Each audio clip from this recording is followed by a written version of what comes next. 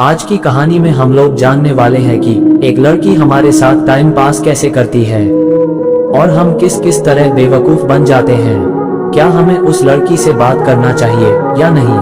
तो चलिए शुरू करते हैं। कहानी शुरू होती है हमारे स्कूल से।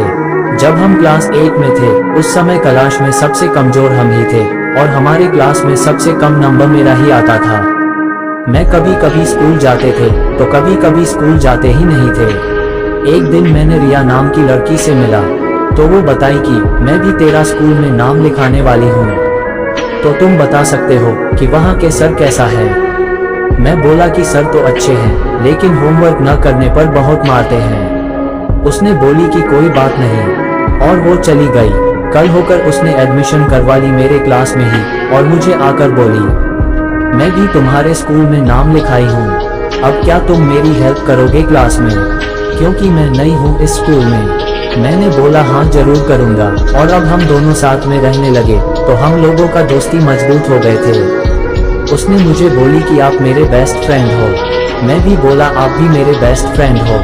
इसके बाद अब हम बराबर स्कूल जाया करते थे उसके साथ। वो मेरी घर चली आती थी हर दिन स्कूल चलाने के लिए और मैं उसके साथ साथ स्कूल जाया करता था। मुझे भी उसके साथ स्कूल जाने में अच्छा लगने लगा था क्योंकि वो मेरी होमवर्क पूरी करती थी और मैं भी पढ़ाई करने में थोड़ा तेज हो गए थे। पता नहीं मुझे क्या हो गया था, उसके बिना मन ही नहीं लगता था कहीं भी। शायद मुझे उससे प्यार हो गया था, लेकिन अभी तक हम उसे कुछ भी नहीं बोले थे और ना ही रिया मुझे कुछ बोली थी। अगले महीना हमारे एग्जाम थे और मेरे पास नोटबुक भी नहीं था। तब मैंने सोचा कि क्यों ना हम रिया के नोटबुक से पढ़ ले और मैंने रिया के घर गए और रिया को उसकी नोटबुक मांगे। रिया ने बोली यार मैं भी कुछ नहीं पढ़ी हूँ, मुझे भी पढ़ना है। मैं अगर तुम्हें नोटबुक दे दूंगी तो मैं क्या पढ़ूंगी। तब मैं रिया को बोला कि कोई बात नहीं तुम ही पढ़ लो और मैं वहाँ से चलने लगे अपने घर की तरफ।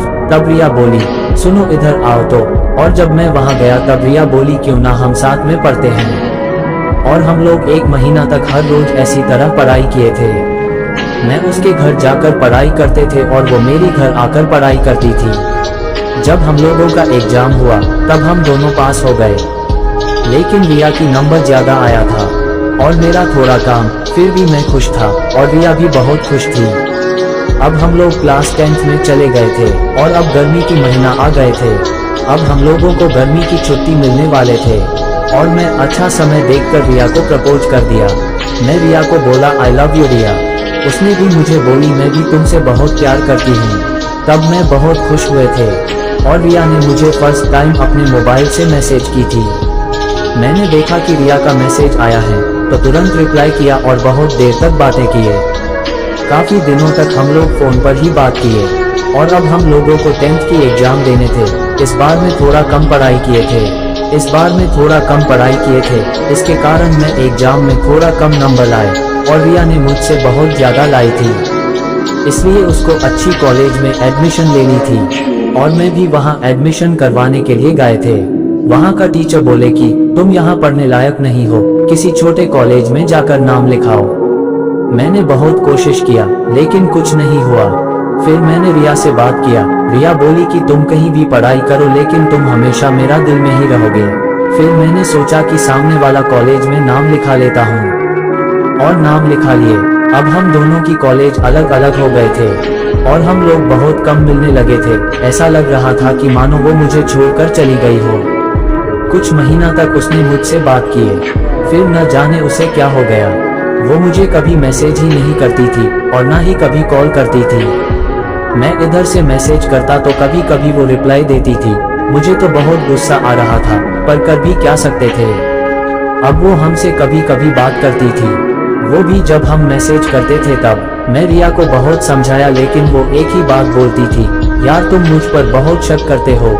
और एक दिन तो हद हो गई, वो 1 महीना तक कॉल या मैसेज का रिप्लाई भी नहीं दिया और ना ही कॉल किया। तब मैंने उसके कॉलेज के पास दिए थे और एक लड़का को पूछे कि रिया का हॉस्टल कौन सी है। तब वो लड़का बोला वो तो हॉस्टल में नहीं है। मैंने बोला कहाँ गए हैं? उसने बोला राहुल के साथ घूमने गए हैं। मैं ये बात सुनकर बर्दाश्त नहीं कर पाए और वहाँ से गुस्सा में चले आए। घर आने के बाद मैंने बहुत रोया। कल होकर मैं रिया को मैसेज किया और बोला कि तुम किसी लड़के से प्यार करती हो क्या? रिया ने बोली मैं तुमसे प्यार करती हूँ और किसी से भी नहीं। मैंने बोला उसे तो फिर ये राहुल कौन है? रिया बोली वो मेरी बस एक फ्रेंड है जो कि मुझे बहुत अच्छा लगता है। मैंने बोला वो बस फ्रेंड है? रिया बोली हाँ बस फ्रेंड है, हर बार मुझ पर शक करते हो। मैं बोला कि शक नहीं कर रहा हूँ मेरी जान, और उसने ये कहकर कॉल काट दिया। अब हम मैसेज भी करते तो वो गुस्सा से रिप्लाई करती। तब मुझे लगा कि वो मुझसे नाराज है, इसलिए मैंने एक दिन उसका हॉस्टल गया। वहाँ रिया अपने रूम में खाना बना रही थी। मैं रिया को बोला रिया मैं हूँ। रिया बोली आ जाओ। मैं आकर बैठा तो देखा उसका फोन वहीं रखा हुआ था। तब मैंने उसका फोन खोला और देखा वो राहुल से बहुत बात किए थे और बहुत सारा फोटो साथ में लिए थे। मैंने ये सब देखकर उसका फोन वहीं रख दिया और वहाँ से चले आए। जैसे मैं घर आए वैसे ही रिया ने कॉल की और बोली क्या हुआ चले गए यहाँ से? मैंने बोला कि कुछ नहीं बस ऐसे ही। रिया बोली कुछ तो हुआ होगा। मैंने बोला नहीं कुछ। रिया ने गुस्सा होकर बोली क्या हुआ?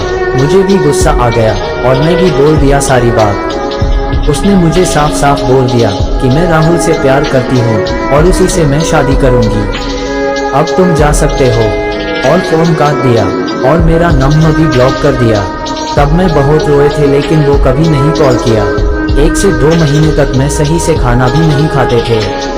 माँ को पता चल गए। माँ ने मुझे बहुत समझाया। तब मुझे समझ में आया कि एक लड़का को जिंदा करके मारना कितना आसान होता है। उस दिन से मैं कसम खाया कि कभी भी मैं किसी लड़की से प्यार नहीं करूँगा, और आज भी मैं किसी लड़की से प्यार नहीं करता हूँ। यही थी मेरी जिंदगी की कहानी और दर्द भरा लव स्टोरी जो आप लोगों के साथ भी हुआ होगा। अगर आप लोगों के साथ ऐसा हुआ है तो कमेंट करके बताओ। अगर बताएंगे तो दर्द कम होगा।